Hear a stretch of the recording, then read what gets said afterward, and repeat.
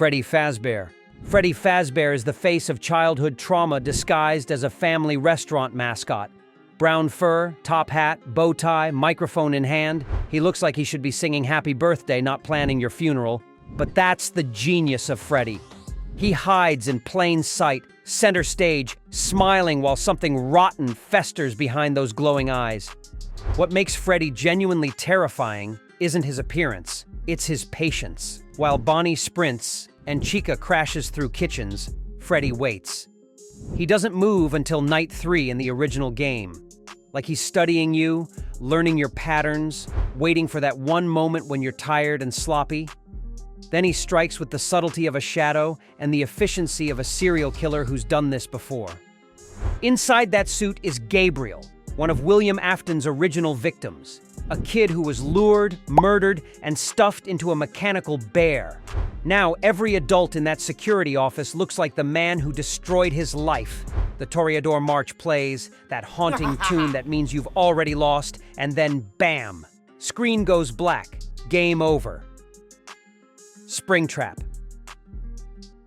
Springtrap is what happens when a serial killer tries to cheat death, and death decides to get creative. He's not just possessed, he is the killer. William Afton himself, still twitching inside a rotten spring-lock suit like a corpse that forgot to quit. Here's the backstory that'll ruin your day. Afton created spring-lock suits that could function as both animatronics and wearable costumes.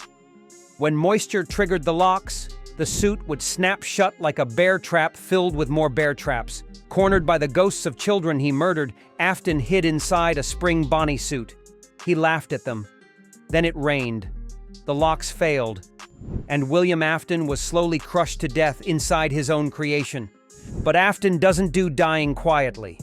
His rage kept him alive, rotting inside that suit for decades. When he emerged in FNAF 3 as Springtrap, he was a walking corpse with visible bones, withered green fur, and human eyes still staring from inside the mask. You can literally see his mummified body through the gaps. What makes Springtrap uniquely horrifying is the intentionality. Other animatronics are confused spirits lashing out. Springtrap knows exactly what he's doing. And when Fazbear's fright burns down, he walks out of the ashes and says the words that became a franchise motto, "I always come back." The puppet. The puppet doesn't walk. It floats. Long black limbs, hollow white mask with tears streaming down, moving through the darkness like a shadow with strings attached. While other animatronics hunt you, the puppet watches over you. And somehow that's worse. This is Charlotte Emily, Henry Emily's daughter and William Afton's first victim. She was locked outside the pizzeria during a rainstorm. Afton found her alone. She never made it home. Her spirit merged with the security puppet that was supposed to protect children. But Charlie didn't become a vengeful monster. She became a protector. The puppet is the reason the other animatronics are haunted. After the missing children were murdered, it was Charlie's spirit that gave life to those souls. She helped them possess Freddy, Bonnie, Chica, and Foxy. Without the puppet, there is no haunting. Gameplay-wise, the puppet is controlled by a music box that will absolutely ruin your life. You have to keep winding it, constantly. If that music stops, the puppet emerges and there is no stopping it. No mask, no door, no light will save you. It just comes, slow and inevitable, like death on a schedule. Circus Baby. Circus Baby was built to kill children, and she looks like she was designed by someone who thought that was adorable. Red pigtails, green eyes, a jester outfit, and a built-in ice cream dispenser. She's also got a claw inside her stomach that can grab a child and pull them inside. Elizabeth Afton, William's daughter, loved Circus Baby. She ignored her father's warnings to stay away. One day, when Elizabeth was alone with Baby, the programming kicked in. The claw emerged. Elizabeth was pulled inside. William Afton lost his daughter to his own creation. But here's where Baby gets interesting. Unlike other animatronics, Baby is smart, scary smart. In Sister Location, she talks to you, guides you, helps you survive. Her voice is calm, sweet, almost caring. And you follow her because what choice do you have? Turns out, Baby's been playing you the entire time.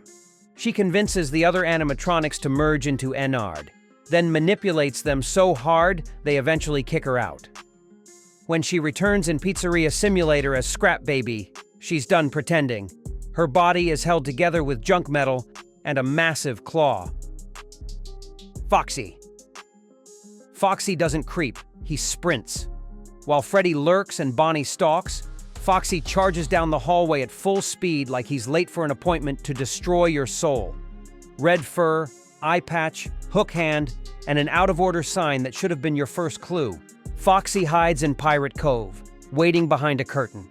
If you check on him regularly, he stays put. Ignore him for too long, he bolts.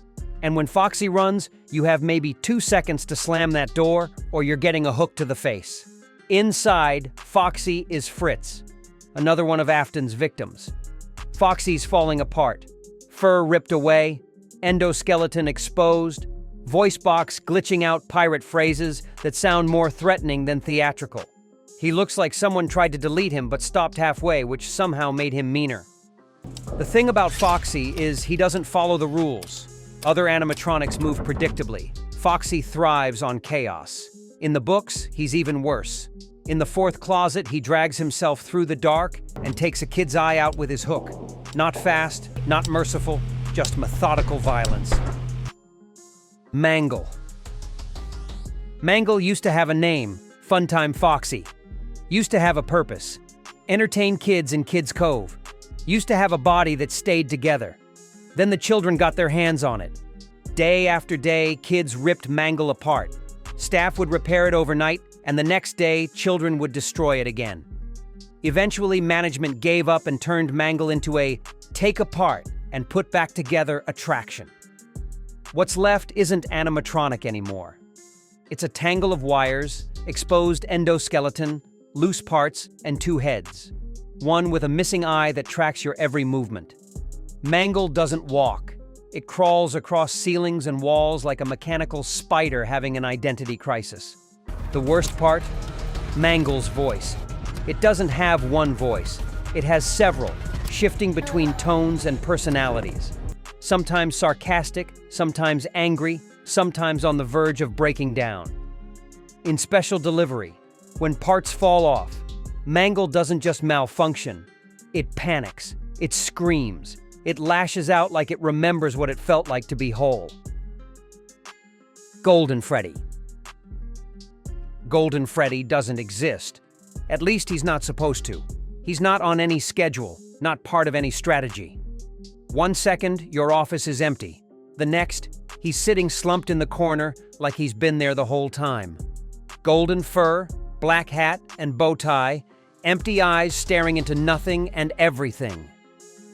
He doesn't walk to your office. He just appears, breaks every rule the game established, and dares you to do something about it. When you see him, you have seconds to pull up the camera, or he crashes your entire game. Not kills you, crashes the game itself. Golden Freddy is the only animatronic that can reach through the screen. Inside, Golden Freddy is Cassidy, a spirit so powerful that normal haunting rules don't apply. Fan theories suggest Golden Freddy isn't even a real suit. It's a manifestation, a ghostly projection of rage. The phrase, "it's me," flashes when he appears, and nobody's quite sure who "me" refers to. Golden Freddy is connected to Fredbear's Family Diner, the restaurant that predates Freddy Fazbear's Pizza. He's tied to the Bite of '83, to Ultimate Custom Night, to the deepest mysteries in the franchise. In Ultimate Custom Night, many fans believe the entire game is Golden Freddy's nightmare, designed to trap William Afton in endless torment. Ennard. Ennard is what happens when 5 animatronics decide teamwork makes the dream work, and the dream is absolute nightmare fuel. Circus Baby, Ballora, Funtime Freddy, Funtime Foxy, and Bon Bon stitch themselves together into one horrifying mass of wires, endoskeleton parts, and eyeballs. So many eyeballs, each one stolen from a different face. There's no costume, no friendly exterior, just a broken white mask, a clown nose, and a party hat, balanced on top, like this abomination is about to perform at your birthday. And here's the funny part. Ennard wants to blend in.